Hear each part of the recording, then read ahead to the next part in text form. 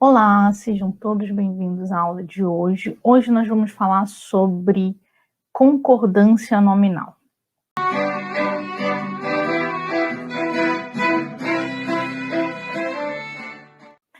A concordância nominal tem algumas regrinhas, na verdade muitas regrinhas, mas eu acredito assim que ela seja simples, assim como a concordância verbal, né? Apesar de ter regras para memorizar, não é um conteúdo, eu acredito, né? Não é um assunto assim tão difícil, embora seja bastante comentado, né? Sobretudo quando as pessoas comentam, né? Falam sobre os chamados erros de concordância, né? No caso, para a gramática tradicional, né? De acordo com a norma padrão, não considerando o erro a fala de modo geral. Isso a gente vai ver na aula de hoje. Mas hoje a gente vai falar especificamente das regras que vão tratar de concordância, né, de estarem ali dispostos em um sintagma, né, em um contexto, adjetivos, substantivos e numerais. Numa próxima aula a gente vai tratar de outras regras de concordância nominal. Então vamos lá. Para a aula de hoje, eu trago aqui uma regra geral, que é a regra geral da concordância, né? Que diz o seguinte, lembrando que a gente está trabalhando aqui, essas regras que estão sendo apresentadas, elas estão de acordo com o que prescreve a tradição gramatical, certo? Então, por exemplo, na regra geral, a gente vai ter o artigo, o pronome, o adjetivo e o numeral, né? Concordando em gênero, masculino, feminino, e número, singular, plural, com o substantivo a que se refere, né? Então, eu trago aí 2 exemplos, assim, para ilustrar essa regra geral, que são o seguinte: a gente tem o alto IP cobre-se de flores amarelas, né? E aí, por que alto, né? Se eu tenho um adjetivo, né? Um adjetivo masculino nesse caso, porque ele é masculino e não pode ser feminino? Porque aí ele está concordando com o IP.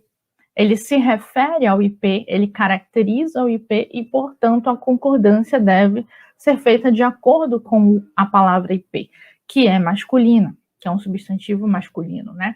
Então, por causa disso, alto vai para o masculino também, singular, inclusive, né? Porque IP também está no singular.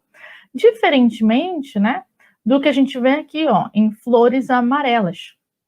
No caso, amarelas, que é o adjetivo, está se referindo a flores. E como flores é um substantivo feminino que está no plural, automaticamente, pela regra geral da concordância nominal, amarelas também fica no feminino plural, porque está concordando com flores, certo? E aqui embaixo a gente tem a concordância do numeral duas com o substantivo a que ele se refere, que é o substantivo horas, né? Como a gente tem um substantivo feminino, horas, que está no plural, automaticamente, pela regra da concordância nominal, o numeral também faz a concordância. Então, essa é a regra geral, né? Acontece que a gente tem casos específicos, outras regras específicas de concordância nominal.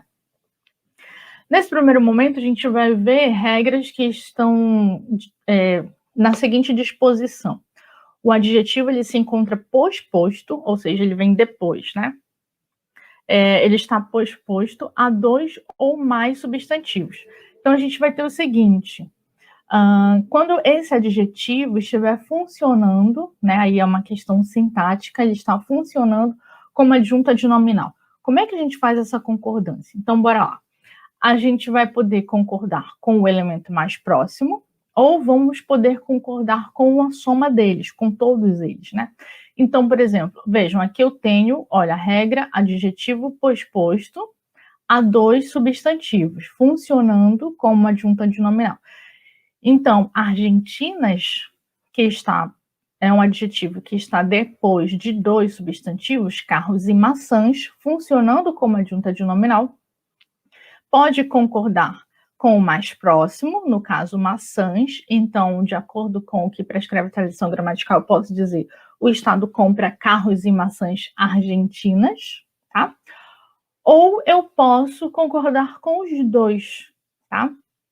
O Estado compra carros e maçãs argentinos. E aí, nesse caso, a gente vai ter a concordância como, embora eu tenha, né, uma palavra, um substantivo feminino, né, no meio de dois, no caso, a concordância do adjetivo, né, que vai ser, nesse caso aqui, o adjunto adnominal, tem que ser no masculino, tá? Thaisa, e se eu tiver, por exemplo, vamos supor, 5 substantivos, desses 5 substantivos, 4 são femininos e 1 é masculino. Como é que fica a concordância se eu for concordar com a soma, né? Com todos eles.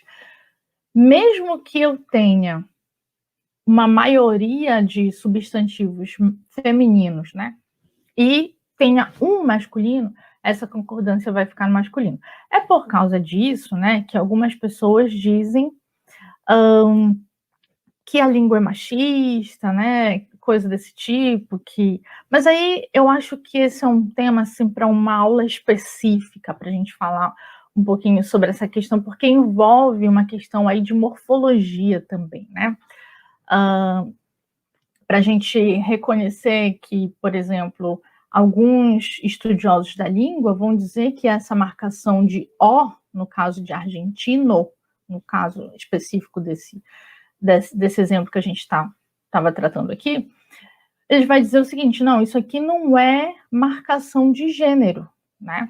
Embora no português a gente saiba que se refere ao gênero masculino, mas alguns estudiosos da língua, alguns linguistas vão dizer que não é marcação de gênero, que o O é a vogal temática, portanto é a forma zero.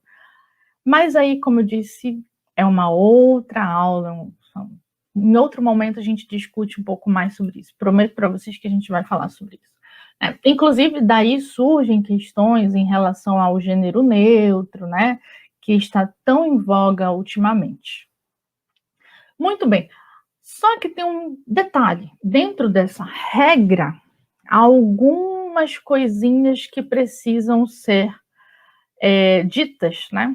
Algumas coisinhas que precisam ser ilustradas. Deixa eu voltar a compartilhar aqui com vocês. Então, dentro dessa regra nós temos 3 casos em que o adjunto adnominal ele só vai poder concordar com o mais próximo. E aí tem especificidades. Quais são? A primeira delas é se ele qualificar, no caso, se o adjunto adnominal, né, qualificar apenas o elemento mais próximo. Por exemplo, eu trago uma ilustração aqui. Comprei livros e pera madura. Aí você pergunta, por que eu só posso concordar com o pera, né? E considerando o adjetivo madura, ou maduro, né? Pegando a forma geral. Porque livro não amadurece. Então, não há como você fazer a concordância dizendo que comprou livros e pera maduros, né? Porque aí a gente vai ter um problema semântico, né? De significado, as coisas não vão bater, certo? Então, nesse caso, só vai concordar com o mais próximo, porque ele só qualifica, ele só caracteriza um em específico, né? Não todos. Nós temos a segunda regrinha que diz o seguinte, dentro dessa especificidade do adjunto adnominal. Se os substantivos forem sinônimos, aí ele só vai concordar com o mais próximo. Então, por exemplo, se eu digo que Luiz tinha ideia e pensamento fixo, por que eu não posso dizer fixos? Porque aí é a regra, tá? É a regra que determina que, se forem sinônimos, eu só posso concordar com o mais próximo, porque, em teoria, né, em princípio, a gente só teria um, né? Se eles são sinônimos, a gente tem só uma ideia, digamos assim, né? Tentando explicar o porquê dessa regra, né? Então, quando eu digo Luiz tinha pensamentos e ideias fixas, aí você pode verificar, que fixas está concordando com ideias, que é o mais próximo do qualificador, né? No caso do adjetivo. Aqui a gente tem uma observação, ó. Se os substantivos forem antônimos, o adjetivo deverá ir obrigatoriamente para o plural.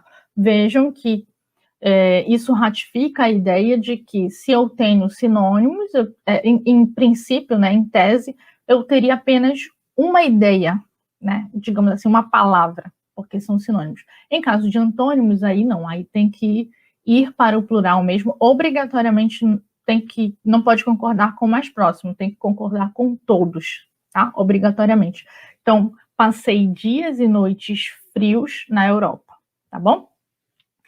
E dentro da regrinha 3, a gente tem se os substantivos formarem uma gradação, né?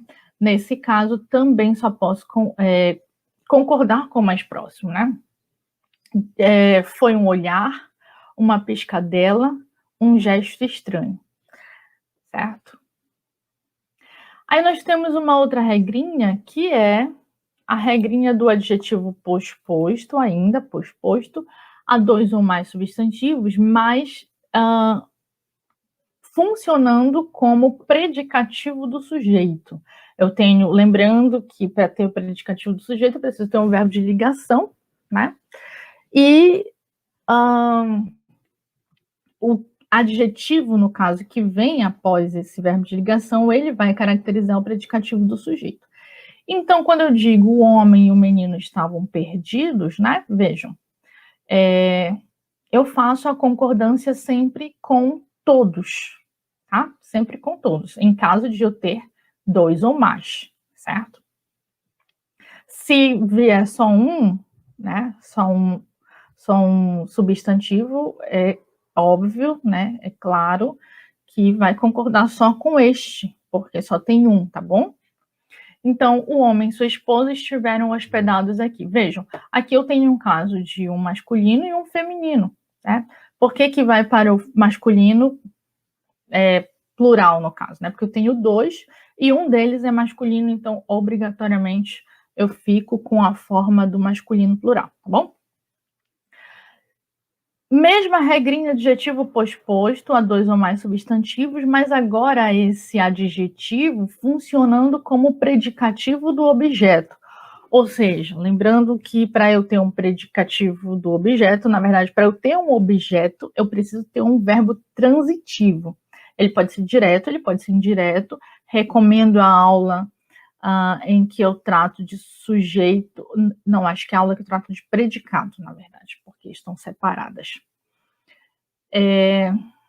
Eu posso deixar a indicação na descrição para vocês visualizarem melhor. É bom entender um pouquinho de sintaxe, né? Para entender essas regrinhas da concordância, ajuda bastante, tá?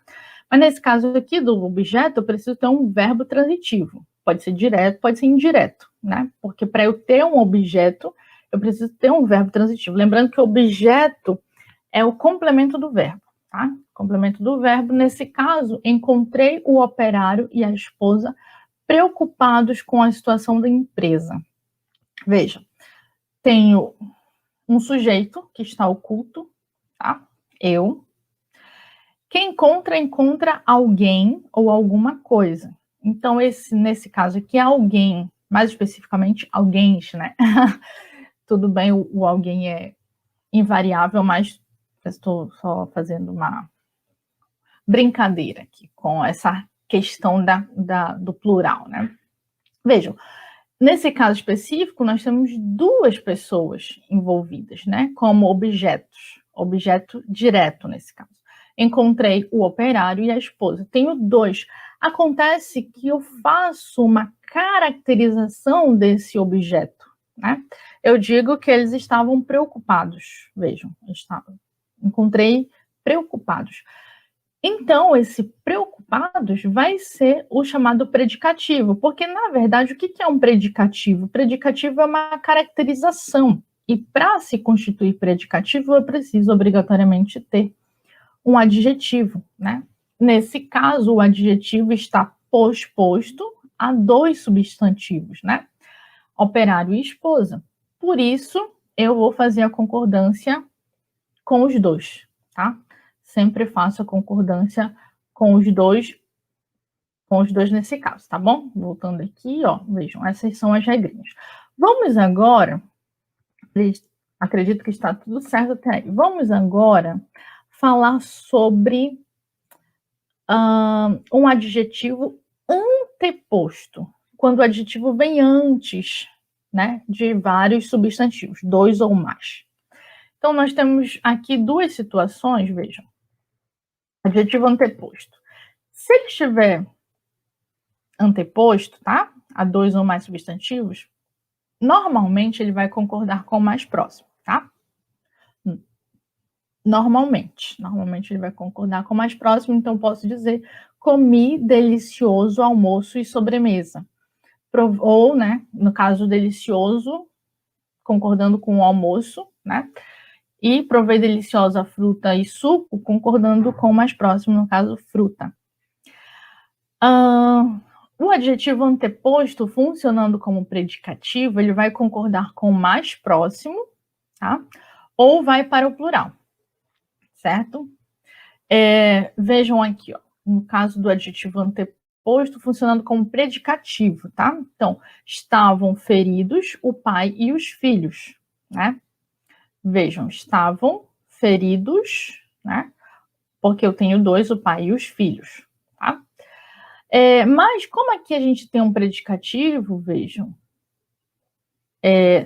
porque, na verdade, gente, veja, essa frase está na ordem inversa, tá? Então, eu tenho o pai e os filhos estavam feridos, né? Só que essa é a ordem direta. Na ordem direta, só posso fazer essa concordância, porque aí é um caso também de concordância verbal, tá? Mas o que eu faço aqui? Eu faço a inversão dessa ordem. Então, e assim, do ponto de vista da língua portuguesa, da estrutura da língua, ela permite isso, essa inversão. Então, eu posso dizer, por exemplo, estava ferido o pai e o filho, tá? Eu pego esse sujeito e coloco para depois do predicativo, tá? Então, eu posso dizer, estava ferido o pai e o filho, e os filhos, perdão. E aí, por que eu posso dizer estava ferido o pai e o filho? Porque eu posso, funcionando esse adjetivo, funcionando como predicativo, eu posso concordar com o mais próximo. Nesse caso aqui, eu vou concordar com o pai, tá?